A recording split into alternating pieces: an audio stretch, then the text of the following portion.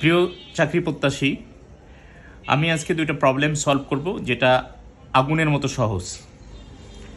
এখানে আছে divide 30 by half and add 10, what do we get. এটা 28 বিসিএসে আসছে।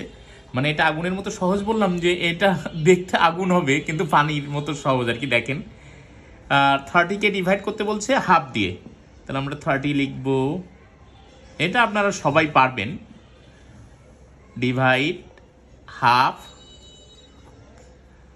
অ্যান্ড অ্যাট 10, 10 যোগ করলাম, আমরা কি পাবো দেখেন। 30কে হাফ দিয়ে ভাগ করলে হয় 15 প্লাস 10, 25।